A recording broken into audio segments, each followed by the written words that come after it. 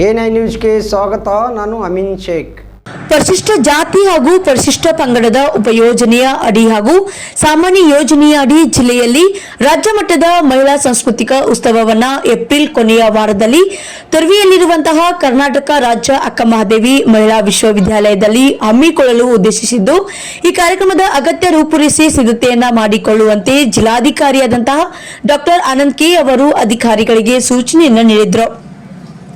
ನಗರದ ಜಿಲ್ಲಾಧಿಕಾರಿ ಕಚೇರಿಯ ಸಭಾಂಗಣದಲ್ಲಿ ಮಂಗಳವಾರ ಜಿಲ್ಲಾಧಿಕಾರಿಗಳ ಅಧ್ಯಕ್ಷತೆಯಲ್ಲಿ ನಡೆದ ಈ ಕಾರ್ಯಕ್ರಮದ ಪೂರ್ವಭಾವಿ ಸಭೆಯ ಅಧ್ಯಕ್ಷತೆಯನ್ನು ವಹಿಸಿ ಮಾತನಾಡಿದ ಅವರು,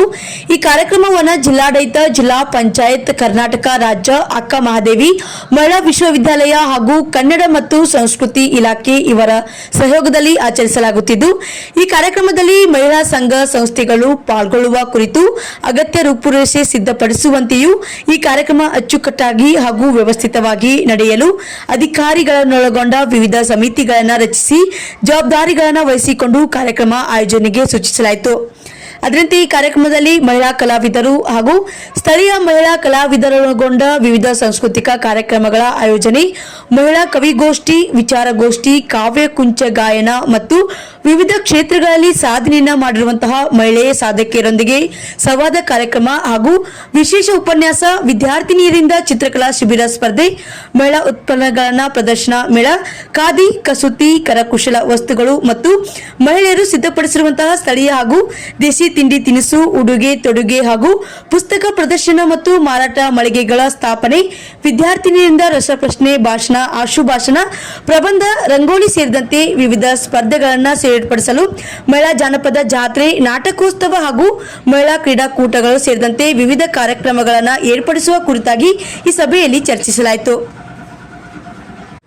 ಅದರಂತೆ ಈ ಸಭೆಯಲ್ಲಿ ಜಿಲ್ಲಾ ಪೊಲೀಸ್ ವರಿಷ್ಠಾಧಿಕಾರಿಗಳು ಆದಂತಹ ಲಕ್ಷ್ಮಣ್ ನಿಂಬರ್ಗಿ,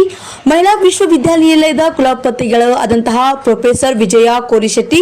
ವಿಶ್ವವಿದ್ಯಾಲಯದ ರಿಜಿಸ್ಟ್ರಾರ್ ಶಂಕರಗೌಡ ಸೋಮನಾಳ್, ಪಾಲಿಕೆ ಆಯುಕ್ತ ವಿಜಯ್ ಮೆಕ್ಕಳಕಿ, ಕೃಷಿ ಇಲಾಖೆಯ ಜಂಟಿ ನಿರ್ದೇಶಕರು ಆದಂತಹ ಶಿವನಗೌಡ ಪಾಟೀಲ್, ಮಹಿಳಾ ಮತ್ತು ಮಕ್ಕಳ ಅಭಿವೃದ್ಧಿ ಇಲಾಖೆಯ ಉಪನಿರ್ದೇಶಕ ಕೆಕೆ ಚೌಹಾಣ್, ಶಾಲಾ ಶಿಕ್ಷಕ ಇಲಾಖೆಯ ಉಪನಿರ್ದೇಶಕ ವೀರಯ್ಯ ಸಾಲಿಮಠ್, ಜಿಲ್ಲಾ ಆರೋಗ್ಯ ಮತ್ತು ಕುಟುಂಬ ಕಲ್ಯಾಣಾಧಿಕಾರಿ ಸಂಪತ್ ಗುನಾರಿ, ಆಹಾರ ಇಲಾಖೆಯ ಉಪನಿರ್ದೇಶಕರು ಆದಂತಹ ವಿನಯ್ ಕುಮಾರ್ ಪಾಟೀಲ್, ತೋಟಗಾರಿಕಾ ಇಲಾಖೆಯ ಜಂಟಿ ನಿರ್ದೇಶಕರು ಆದಂತಹ ರಾಹುಲ್ ಬಾವಿದೊಡ್ಡಿ, ಮಹಿಳಾ ವಿಶ್ವವಿದ್ಯಾನಿಲಯದ ಪ್ರೊಫೆಸರ್ ಓಂಕಾರ ಕಾಕಡೆ, ಕನ್ನಡ ಮತ್ತು ಸಂಸ್ಕೃತಿ ಇಲಾಖೆಯ ಸಹಾಯಕ ನಿರ್ದೇಶಕ ಸಂತೋಷ್ ಬೋವಿ, ಕ್ರೀಡಾಧಿಕಾರಿ ರಾಜಶೇಖರ್ ದೈವಾಡಿ ಸೇರಿದಂತೆ ಜಿಲ್ಲಾ ಮಟ್ಟದ ಅಧಿಕಾರಿಗಳು ಈ ಸಂದರ್ಭದಲ್ಲಿ ಉಪಸ್ಥಿತರಿದ್ದರು.